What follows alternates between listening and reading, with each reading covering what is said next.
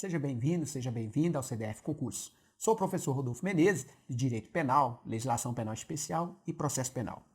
Neste vídeo você verá um simulado sobre Direito Penal para o concurso da DPEM. Então não se esqueça ao final de se inscrever no nosso canal e ver outros simulados de outras disciplinas com outros professores e também aulas gratuitas para acompanhar a qualidade dos nossos professores, com excelentes materiais, com excelentes videoaulas, tá certo? Então vamos agora ver a primeira questão. Olhe na tela. Considere que Alberto, querendo apoderar-se dos bens de Cícero, tenha apontado uma arma de fogo em direção a ele, constrangendo-o a entregar-lhe a carteira ou aparelho celular.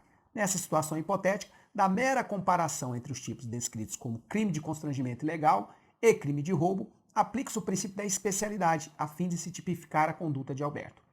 Então, nesta questão, o examinador quer saber sobre conflito aparente de normas. E é uma questão capciosa, porque ele fala da mera comparação dos tipos penais e logo em seguida o princípio da especialidade. Mas na verdade a assertiva está errada, porque o que se aplica neste caso é o princípio da consunção, porque na verdade há um crime complexo. Porque o roubo é um crime complexo, ele é formado por outros dois tipos penais. O crime de furto e o crime de ameaça. Subtrair coisa alheia móvel para si ou para outra e o ameaça, praticar uma ameaça. Uma grave ameaça. Então, o que aconteceu? Ele pratica uma grave ameaça com um revólver, com a arma de fogo, para subtrair alguma coisa. Então, na verdade, ele pratica o crime de roubo. Então, nós temos aí, olha na tela, que o princípio da consunção, a conduta mais ampla absorverá a conduta menos ampla, que é a fase normal de execução do crime pelo agente. Por isso também é chamado de absorção. Tá? Então nós temos aí que a ameaça consistente no emprego de arma de fogo é, nos termos narrados no inicial da questão, fase necessária para a prática do crime de roubo. Então, neste caso, esse ameaça, esse constrangimento legal, ele é absorvido pelo crime de roubo, aplicando-se o princípio da consunção e não o princípio da especialidade.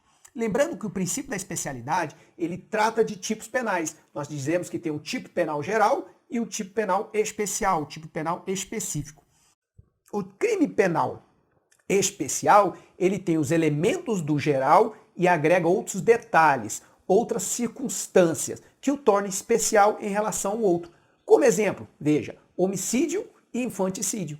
O homicídio é matar alguém, este é o homicídio. O infanticídio também se mata alguém, só que lá é matar sob a influência do estado corporal, filho próprio, durante ou logo após o parto. Então nós vamos dizer que o infanticídio é a morte de uma pessoa também, só que com outros requisitos. Então, quando a pessoa vai decidir se aplica o infanticídio, o aplicador do direito, infanticídio e homicídio, ele vai se utilizar da especialidade, porque o tipo especial prevalece sobre o tipo geral, tá certo? Então, isso responderia a questão, nós já falamos que ela está errada, então vamos agora para a próxima questão.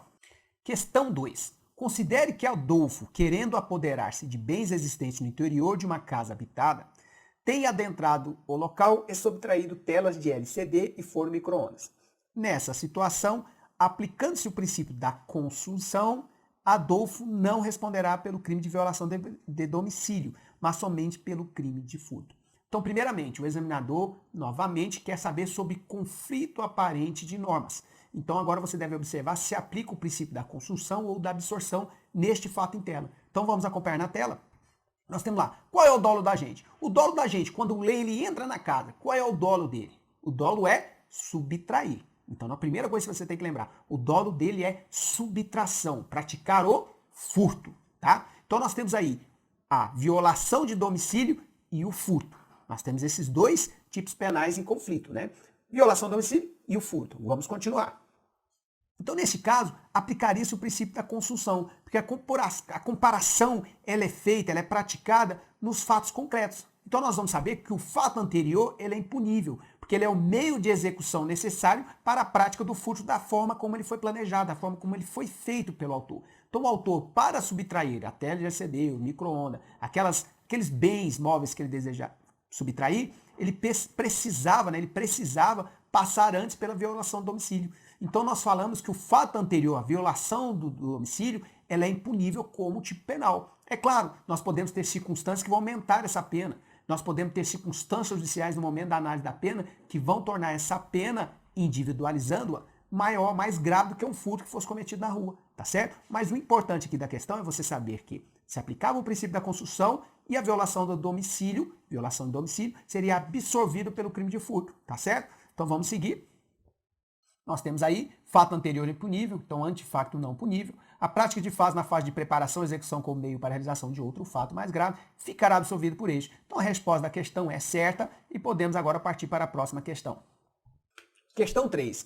Entre janeiro e agosto de 2012, 3 amigos, unidos de modo estável e permanente, com o propósito comum de praticar crimes, assaltaram 5 residências em ocasiões diversas. Os 3 agiram sempre na mesma região e de igual forma. A vítima era abordada na garagem ao chegar à casa, depois das 18 horas, e ameaçada com revólveres. Em seguida, eles entravam na casa, amarravam, amordaçavam e trancavam as pessoas presentes em um cômodo. Feito isso, recolhiam as coisas de valor e fugiam no carro da família. Nessa situação hipotética, os agentes devem ser punidos por roubo qualificado e constrangimento ilegal. Então, mais uma vez, o examinador está falando de conflito aparente de normas e de roubo. Então, você tem que lembrar das questões sobre o conflito aparente de normas e também lembrar sobre o roubo, que a questão poderia ser diferente, poderia perguntar se era roubo qualificado, circunstanciado, quais eram as circunstâncias, tá certo? Então, primeiramente, nós sabemos aí que ele não pode responder pelo roubo e constrangimento ilegal, porque é um crime complexo. Sendo um crime complexo, nós vamos aplicar o princípio da absorção, o princípio da construção, e o roubo irá absorver esse constrangimento ilegal, tá certo? Então acompanhe na tela. Nós temos aqui, sobre o roubo, tá aqui, há um roubo e uma restrição à liberdade, então há o concurso de pessoas também, 3 criminosos, e é um crime complexo. Nós podemos estar aí, retirar roubo, sequestro, constrangimento ilegal, ameaça, nós temos violação de domicílio, então tem vários crimes, todos esses crimes, todos esses fatos, eles estão dentro do crime de roubo de acordo com as circunstâncias de aumento de pena. Então nós vamos falar que nós temos aí presente, não é um roubo simples, é um roubo circunstanciado. Então nós temos aí um roubo circunstanciado. Primeiro, pelo concurso de pessoas, nós temos pela restrição da liberdade da vítima, nós temos aí com o emprego de arma de fogo. Então vamos olhar na tela. Então, primeiramente, nós temos aí uma causa, no artigo 157, parágrafo 2º, causa de aumento de 1/3 até metade se há concurso de 2 ou mais pessoas. Presente na questão. Se o agente mantém a vítima em seu poder, restringir sua liberdade. Também temos essa questão. Artigo 157, parágrafo 2º-A, causa de aumento de 2/3 da pena. Se a violência ou ameaça é exercida com emprego de arma de fogo. Então aí nós percebemos que a assertiva está errada, já foi respondida, e que nesta situação hipotética, que na verdade acontece muito nas cidades brasileiras, principalmente nas cidades grandes, nós temos um roubo circunstanciado, com a presença de 3 causas de aumento de pena. Que na verdade o juiz no momento de aplicar, ele vai escolher, é claro, uma delas, vai aplicar esse aumento e depois ele vem aplicando as demais, e aí essa pena pode ficar bem alta para os autores desse crime aí. Sem falar que no início da questão ele já também dá uma notícia sobre associação criminosa, lá do artigo 288 do Código Penal, mas que não vamos tratar aqui, porque aqui nós vamos cuidar só do roubo e do conflito aparente de normas, tá certo? Vamos continuar com a próxima questão. Questão 4. No homicídio doloso, a pena é aumentada de 1/3 se o crime resulta de inobservância de regra técnica de profissão, arte ou ofício, ou se o agente deixa de prestar imediato socorro à vítima, não procura diminuir as consequências do seu ato ou foge para evitar a prisão em flagrante. Então, primeiramente, aqui está tratando do homicídio com inobservância de regras técnicas e outros requisitos. Então, preste atenção. Nesta questão, a primeira coisa que você deveria lembrar é que se trata de homicídio culposo ou homicídio doloso. Porque se nós estivermos falando de homicídio doloso, não se aplica esse restante, essa segunda parte da questão. Porque esses requisitos eles são aplicados apenas no caso de homicídio culposo. Então, olha na tela. Nós temos lá no artigo 121, parágrafo 4, primeira parte, está lá. Inobservância de regra técnica de profissão, arte ou ofício vai causar um aumento de pena de 1/3. Só que neste caso, nós estamos falando de homicídio culposo. Por isso que a assertiva é errada. Por que ela é errada? Porque lá no início ele fala homicídio doloso. Então o examinador, capciosamente, ali ele coloca as informações para ver se você está atento e perceber que homicídio doloso é diferente de homicídio culposo e que algumas coisas são aplicadas para homicídio culposo não são para homicídio doloso e vice-versa, tá certo? Então isso é o primeiro ponto. E tem a segunda parte ainda desse parágrafo 4, que diz: homicídio culposo, a pena é aumentada de 1/3 se deixar de prestar imediato socorro à vítima, não procura diminuir as consequências do seu ato ou foge para evitar a prisão em flagrante. Então nós vamos observar que, na verdade, a questão traz informações muito corretas ali na segunda parte, então ela traz tudo que você lembra ali que está escrito no Código Penal, mas no início ela coloca um critério de atenção, não vou falar de pegadinha, mas um critério de atenção.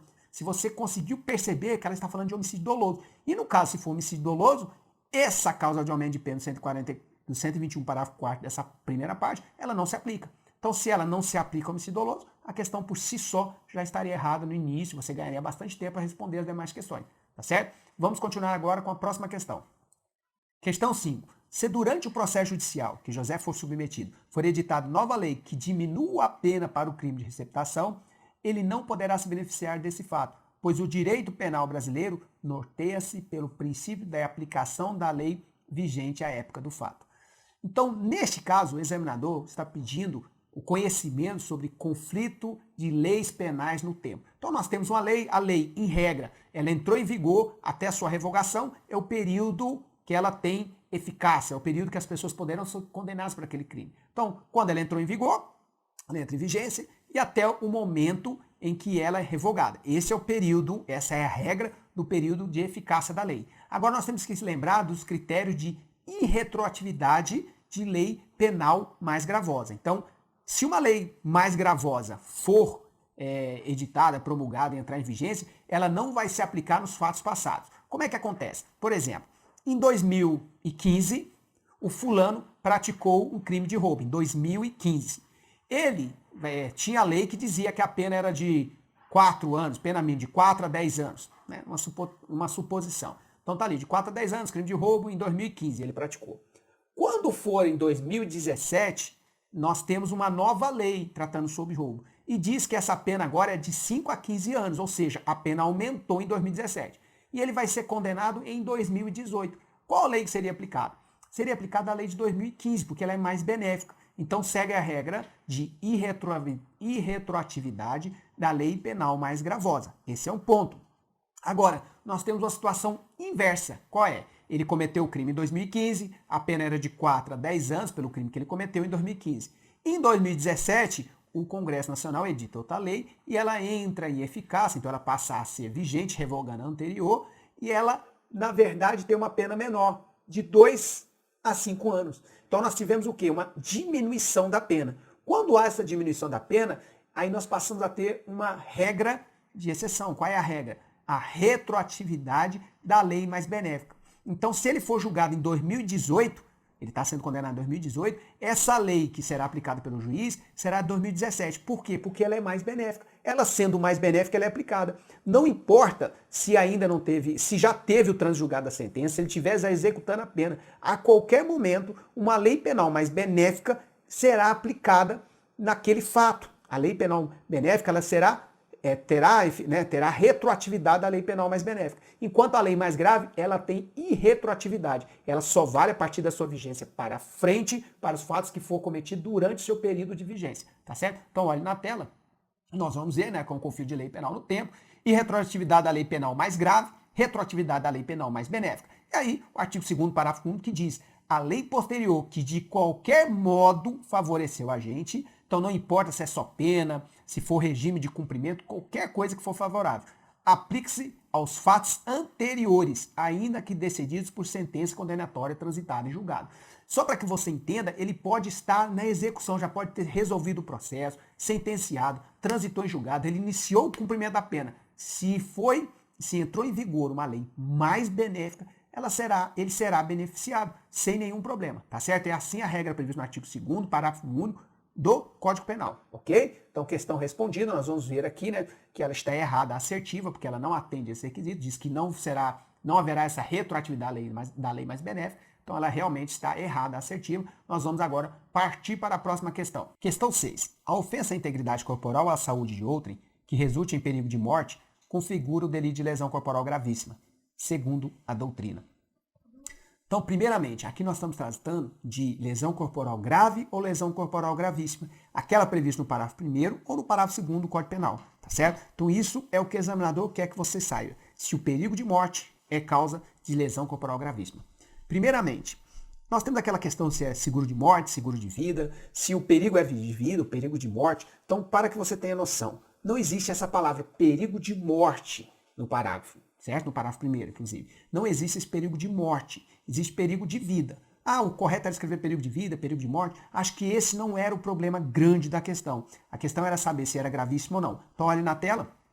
nós vamos ter um quadro, e nesse quadro você vai perceber que eu coloquei parágrafo primeiro, lesão grave e gravíssima no parágrafo segundo. Então, alguns professores, eu acho que é válido, criam mnemônicos para que você aprenda isso. E eu lembro que um é peido, outro é pida, e aí só que as iniciais são muito parecidas. Então acaba que você pode confundir. O mais importante é que você lembre pelo menos de um desses parágrafos e saiba que o outro é um pouco pior. Né? Então, se você sabe os da grave, você vai saber que os da gravíssima é um pouco pior. Então, veja lá no inciso 1. Incapacidade para as ocupações habituais por mais de 30 dias. E o outro, se esse é incapacidade por 30 dias, o outro é incapacidade permanente para o trabalho.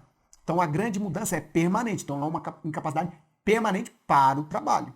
Então, você vai ver que um tem um prazo, o outro é permanente. Outra coisa, um é perigo de vida para a grave. E a gravíssima é o quê? Enfermidade incurável. Então, se você tem uma enfermidade incurável, é bem pior do que apenas um perigo de vida. E nós temos lá no inciso 3, debilidade permanente de membro, sentido ou função. Então você tem uma debilidade permanente. No outro você vai ter a perda ou inutilização dessa função, sentido, tá certo? E aí você tem lá membro, sentido ou função, perdeu ou inutilizou, é a gravíssima. E ali uma que não tem correspondência é a deformidade permanente. Então você lembrou da palavra permanente, normalmente ela é gravíssima. Não esquecendo que a debilidade permanente é grave no inciso 3, é isso que você tem que lembrar. E uma é aceleração ao parto, que seria grave, e a gravíssima seria o aborto. Então nós vamos ver que a pena da grave é de 1 a 5 anos, enquanto a pena da gravíssima é de 2 a 8 anos. Então há essas comparações. E na questão, na assertiva, na verdade, ele traz o perigo de morte ou perigo de vida, que caracteriza uma lesão corporal de natureza grave, do parágrafo 1º. Como a assertiva disse que era gravíssima, nós temos aí que ela está errada, não está correta. Então, olhe na tela, nós vamos ter aqui, lesão corporal se divide em natureza grave e natureza gravíssima. Como nós estamos falando de lesão corporal de natureza grave, perigo de vida, do parágrafo 1º, inciso 2, então a assertiva está errada, ela está errada. Nós agora vamos então passar para a próxima questão. Vamos ler a próxima questão. Questão 7. A agente penitenciário limpava uma arma que legitimamente possuía em sua residência, quando imprudentemente acionou um mecanismo que produziu um disparo que veio a atingir a mão de sua empregada doméstica B, que ficou permanentemente debilitada na sua função pressora.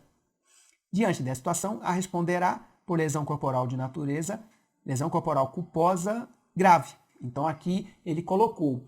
E o que aconteceu? A empregada ela ficou com a debilidade permanente da sua função pressora. Se ela ficou com a debilidade permanente, primeira coisa, se nós estivéssemos aqui falando de se é lesão grave ou gravíssima, você ia lembrar que ela é grave, que é aquele inciso 3 que eu disse na questão anterior, debilidade permanente da função pressora. Se fosse perda ou inutilização, aí seria gravíssima. Esse é o primeiro ponto. Só que tem algo que você deve observar. A natureza da lesão corporal grave ou gravíssima, ela é válida quando nós estivermos falando de lesão corporal dolosa. Então, é o quê? É uma espécie de lesão corporal dolosa qualificada. É isso. Então, o parágrafo 1º e o parágrafo 2º, por ser uma lesão corporal dolosa de natureza, uma lesão corporal dolosa, por ser uma qualificadora dessa lesão do caput, então, nós não podemos falar em lesão corporal culposa grave. Porque ou a lesão corporal é culposa ou ela é dolosa qualificada. Ela não pode ser os dois ao mesmo tempo. Então, nesse caso, a assertiva está errada, porque a lesão corporal culposa não importa, não se aplica às qualificadoras do parágrafo 1º e parágrafo 2º, quando é grave ou gravíssima. É isso. Professor, e esse fato dessa perda ou debilidade permanente da função pressora vai ser esquecida? Não será esquecida. No momento da aplicação da pena numa possível condenação de lesão corporal culposa, essa circunstância judicial será uma das causas que podem mudar, podem majorar essa pena. Então, sendo aplicada na circunstância judicial na primeira fase, essa pena deve ser maior do que a pena mínima. É isso que nós temos que imaginar, tá certo? Para a prova, você tem que lembrar que lesão corporal culposa, ela não se aplica às questões de ser grave ou gravíssima, ou seja, não se aplica às qualificadoras previstas no parágrafo 1º e parágrafo 2º. Lembrando que a lesão corporal culposa ela é prevista no parágrafo 6º, tá certo? Então ela é prevista no parágrafo 6º, tem a pena bem menor do que as outras, além de depender de vários outros institutos aí previstos na Lei 9.099, tá? Então é muito importante você entender este ponto para que você, na hora da prova, possa, uma questão dessa, você rapidamente resolver e já ganhar tempo para a próxima, tá ok? Vamos para a próxima questão. Questão 8. Pratica o crime de lesão corporal de natureza grave a pessoa que ofender a integridade corporal de outrem, causando-lhe incapacidade para as ocupações habituais por 10 dias. Então veja, essa questão, tratando também de lesão corporal, está querendo saber se você conhece aquelas questões de natureza grave, natureza gravíssima, aquelas que estão no previsto no inciso 1 ao 4 para grave, no 1 ao 5 para gravíssima. Então é isso que você quer saber, isso você tem que saber. Por isso que é muito importante ler esse parágrafo primeiro e parágrafo segundo. Pode ver que ele foi cobrado em várias questões, por várias vezes os examinadores lembram dela. Tá? E nesse caso aqui você deveria saber do parágrafo primeiro, que trata das lesões corporais dolosas, vou repetir, lesão corporal dolosa de natureza grave. E lá diz no inciso 1, o inciso 1 diz que impedir ocupações habituais, exercer suas ocupações habituais por 30 dias. Então nesse caso, se é por 30 dias, a questão assertiva ela está equivocada, porque ela fala em 10 dias. Tá? Então seria uma questão bem simples, não seria complicada, porque você, na verdade, não precisava lembrar se era grave ou gravíssimo, você vai só lembrar que era 30 dias. Lembrando isso, você já respondia a questão. Vamos olhar na tela, e aí nós temos aí lesão corporal, ela está no parágrafo primeiro grave, no parágrafo segundo gravíssima, lesão corporal de natureza grave, então nós temos lá 129, parágrafo primeiro, inciso 1, incapacidade para as ocupações habituais por mais de 30 dias. Para você relembrar, nós temos aqui o quadro, lesão corporal dolosa grave, gravíssima, nós temos aqui inciso 1, incapacidade para as ocupações habituais por mais de 30 dias. Vou fazer questão de repetir esse quadro. Gravíssima, inciso 1, incapacidade permanente. Então veja bem, um é permanente, outro é por 30 dias. No inciso 2, perigo de vida. No gravíssima, enfermidade incurável. No 3, agora, inciso 3, debilidade permanente. Então não esqueça dessa debilidade permanente de membro, sentido ou função, para que você não confunda, porque a maioria das palavras permanentes estão do lado da gravíssima. Então nós temos lá do lado da gravíssima pedonalização do membro, sentido ou função. E nós temos essa deformidade permanente que só existe no parágrafo 2º. E nós temos aqui no grave, aceleração de parto. E aí, no gravíssimo, vai ser o aborto. E nós temos aí a pena para a lesão corporal dolosa, de natureza grave, de 1 a 5 anos. E a pena para a lesão corporal dolosa gravíssima, de 2 a 8 anos. Então, nós vamos ver aí que tem essas peculiaridades que são lembradas pelos examinadores e eu quero que você lembre-se disso em prova. Então, guarde esse quadro na sua cabeça, tira uma foto dele e não esqueça no momento para responder rapidamente uma questão dessa, que é importante. O tempo também é muito importante na hora da prova, tá ok? Vamos para a próxima questão. Questão 9. Não constitui injúria, difamação ou calúnia punível a ofensa enrogada em juízo na discussão da causa pela parte ou por seu procurador. Então, primeiramente, nós estamos tratando de uma causa de exclusão de ilicitude especial. Então, é uma causa de exclusão da ilicitude especial, que está prevista na parte especial, especificamente no artigo 142, inciso 1. Então, é importante você ter você situar dentro do Código Penal onde é que está o instituto que você está buscando, tá certo? Então, vamos lá, para a tela. É uma causa de exclusão da ilicitude especial. Especial porque nós temos aquelas previstas no artigo 23, na parte geral do Código Penal, que é legítima defesa, estrito cumprimento do dever legal, exercício regular de direito e estado de necessidade. Então nós temos essas 4 aí, tá certo? Então vou repetir, estado de necessidade, legítima defesa, estrito cumprimento do dever legal e exercício regular de direito. Ponto. As outras, existem outras que estão também previstas na parte especial do Código Penal, e uma delas está no artigo 142. Então ela continua sendo uma causa de exclusão da ilicitude. Só que é especial, porque está na parte especial, é aplicada em determinados crimes, tá certo? Um detalhe que a assertiva ela faz um equívoco é que no artigo 142 ele diz que excluirá nos casos de injúria e difamação. Então ele faz lá, de injúria e difamação. Então exclui a ilicitude da injúria e difamação. Então olha na tela, tá lá. Exclusão do crime do artigo 142 para injúria e difamação punível. Então tá ali, difamação punível. E aí a assertiva ela diz o quê? Ela diz injúria, difamação e calúnia. Quando ela inclui a calúnia, ela se torna errada, tá certo? Porque ela inclui um crime que não está no 142, inciso 1. Vamos ler o 142, olha na tela.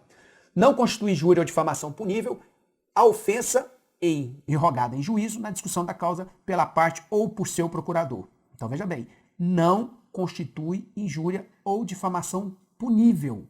Injúria e difamação. E nós temos lá que a calúnia é o quê? Imputação falsa de crime. E não será excluída pelo artigo 142. Então tá bem claro, tá bem claro. A calúnia não entra no 142, inciso 1, então a assertiva está errada justamente porque ele inclui um crime que a cláusula de exclusão especial não abarcou, não englobou, tá certo? Então vamos agora para a próxima questão, essa está errada. Questão 10. Sob a vigência da Lei X, Lauro cometeu um delito. Então, Lei X, ele cometeu um delito. Em seguida, passou a viger a lei Y, que além de ser mais gravosa, revogou a lei X. Depois de tais fatos, Lauro foi levado a julgamento pelo cometimento do citado delito.